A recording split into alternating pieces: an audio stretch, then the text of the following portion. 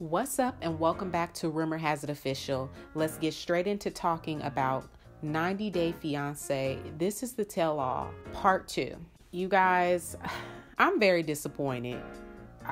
I'm not satisfied. I'm just going to go ahead and get straight into this review/recap, but that's all I can say is I'm not satisfied and I'm disappointed. So they start off the part 2 segment with Ashley expressing that she feels that Larissa can dish it, but she can't take it. I think everybody pretty much on this tell-all they were definitely against Larissa and Colt. They don't like how she handles certain situations. They really did take up for Fernanda. They took up for Fernanda. Everybody pretty much just leaves the couch because it was getting so heated and escalated. The host couldn't get control. She was trying to talk and interview and she couldn't even get control of Larissa. They would tell her to calm down, she would, but then she start hollering and screaming again. So Ashley said that she had to remove herself off of the couch because of the yelling that Larissa was doing in her ear. Kalani says that she's seen Asuelu mad before, and Asuelu is the type that he goes from 0 to 100 real quick, but in his case it was like 0 to 1,000.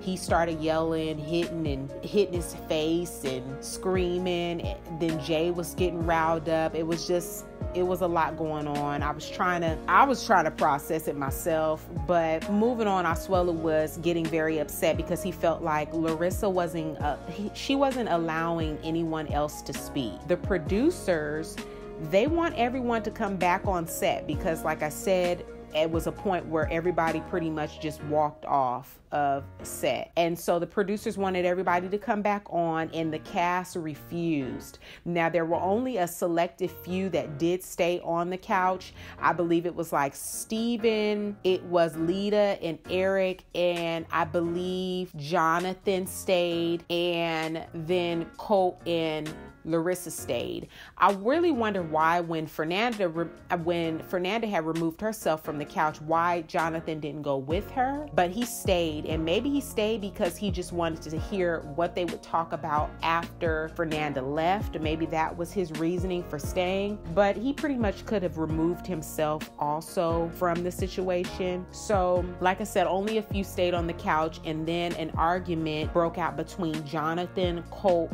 and Larissa. Colt and Larissa made it a point to tell Jonathan that he's jealous of them. Larissa even goes as far as to say that his house is tiny, etc. And she keeps repeating the fact that Colt is a software engineer. Larissa is trying to make herself feel good and thinks that Fernanda is jealous of her. But I really think it's the other way around. And I feel like Larissa's looking to Colt to do certain things for her, buy her certain things, get her certain things, and Colt does not do that. But on the other hand, Jonathan does do and give materialistic things to Fernanda. So of course they've seen the show and they've seen that. So I believe that that's where the jealousy is coming in at. And so like I said, they talk about, that Jonathan's house is tiny, etc. And Larissa, she just refuses to believe that Fernanda was coming from a good place when she commented under her photo. And to be honest, I really don't know what Fernanda's intentions were because I'm not Fernanda. But Fernanda could have possibly wanted Larissa to take accountability for taking that situation lightly in the way in which she did. Fernanda probably thought it was wrong how she was posted up, with her little booty poked out by the cop car. And Fernanda was kind of like trying to get her to see this isn't right. This people could take this the wrong way. People really concerned about you. So, I feel like, the girl was crying for help via social media. Then she went to jail and then later posting a photo on that cop car that it's not cute. It's not funny. To me, that's not a way she felt like that was her way of, not being depressed about what happened to her, getting locked up. I really don't know what Larissa's thoughts were, but I just know that it wasn't cute and she probably should have never done that. So fast forward, the couples all decide to go back out and they all agreed not to give Larissa and Colt any of their energy. They next jump into Colt and Larissa. They try to discuss Larissa going to jail, and this was back the first time she went to jail, but she says that it's a delicate matter and she has been advised not to talk about it. Next, Tasha joins and says that her father has disowned her, basically. Eric denies that. He says he hasn't disowned her, but Eric says that he wants an apology for what Tasha said at the live show. They said that Tasha lied when she said Eric made half of that mess in the house before Lita's arrival. The couples, they wasted no time challenging Eric.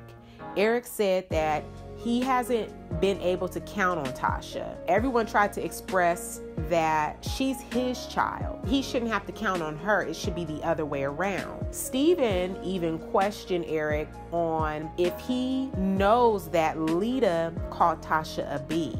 And his response was, yeah, I guess I did. Both Lita and Eric said that talking to Tasha is useless. Eric adds it's useless until he gets an apology. Tasha and Eric, they have this very emotional moment. After they play back Eric talking with his father.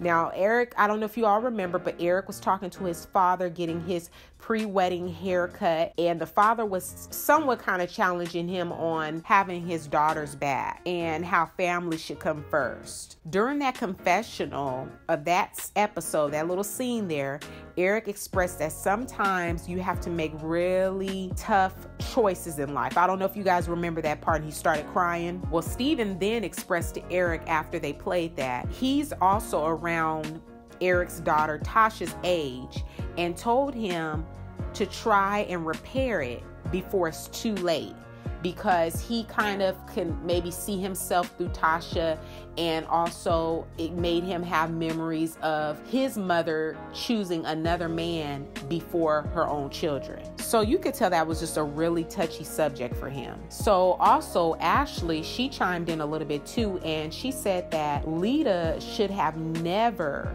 felt like it was her place to deal with Tasha. That was Eric's job. I agree with Ashley 100%. Lita had only been in that house for about a day and was already calling shots, already trying to take control over things, and already trying to kick his daughter out. I feel like the result of Tasha and her father's relationship is Eric's fault, 100%, and nobody else, because he allowed Lita to run him and his kids. So after the break, to just kind of fast forward, after the break, they go back to Colt and Larissa. They discuss Larissa and John's explosive barbecue fight. So John is Colt's cousin, if you guys remember, the one that always likes to promote his little friendly's place of employment. And they also share a clip of Larissa's arrival and how much of a mama's boy that Colt is, which was very embarrassing. He looked embarrassed. And when they added Debbie to the tell-all through video, Debbie shares that she's moving out, and Colt and Larissa seem to be very shocked. This almost makes me wonder if this recent episode with Larissa and Colt fighting all night long, resulting to her going to jail, it makes me wonder at that point, did Debbie already move out, or was she there still? Did they persuade her to stay? So I wonder if she was actually there when all of that was happening. They even touched on Colt not giving Larissa compliments. They went through that whole thing when they were going on that double date, and also when they were going to look at venues. It was just really boring. I'm telling you, I'm getting bored just talking about it. But enough of them. Next, they touch on Ashley and her ex-bestie, Natalie. Ashley gets very upset, and while I understand that, she knows Natalie more than we do, I still feel like regardless to how much of a liar Ashley says that Natalie is, she still was right about Jay. Like, eventually he did end up cheating on Ashley, so she was right. And I stand behind my words when I say I believe that their segments are scripted, because I saw a photo of Natalie at Ashley and Jay's wedding in Vegas. Now, before they even left for the wedding in Vegas, you remember Natalie came on her little moped and tried to stop the wedding. She was yelling and screaming, telling Ashley, open the door. But they got married, and I saw a picture, just minding my own business, and found a little picture. I guess Natalie decided to leak it, of her actually at this Vegas wedding with a doggone sun hat on. She had a sun hat on with some, she had some sunglasses on, I think. But y'all let me know in the comment section down below if y'all seen that picture. She was at their wedding. So this tell-all was really a waste of time, if you ask me. It was a waste of my time. I don't know about y'all if y'all just enjoyed watching it anyway, but I just felt like it was a waste of my time.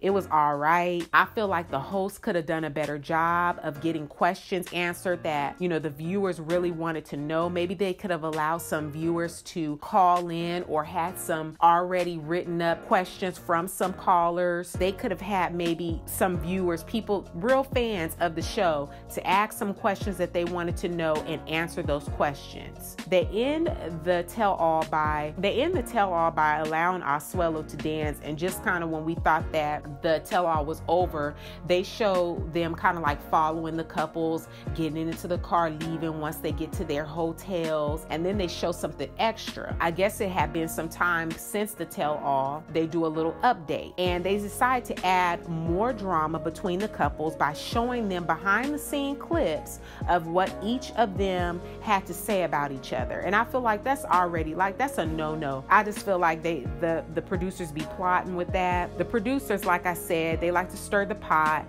and then they press the record button for added drama and entertainment. I think that they tell the couples to lie and do certain things too for high ratings. Like, I don't know. I need to hear your guys' thoughts, what you thought. Am I the only one that thought that the part 2 was boring? Like, I'm really excited though for this 90 Day Fiance Happily Ever After to come back this spring. I want to know, did you guys catch the little snippet with Family Chantel? Now, until then, since this did go off, I probably will dibble and dabble in a little bit of Love After Lockup, because I did like a poll and I wanted to know what you guys thought, and you guys didn't really seem to be into that, but I think it's pretty good. I don't think it's that far off from like what we watched with 90 Day Fiance. So if you guys haven't watched Love After Lockup yet, give it a try, and then come back and let me know under the comment section on any of my videos, and just let me know what you guys thought. Also, don't forget to give this video a big thumbs up. Share this video with a friend who also loves 90 Day Fiance. Comment down below your thoughts. Don't forget to hit that subscribe button, and I will see you guys in the next video. Peace.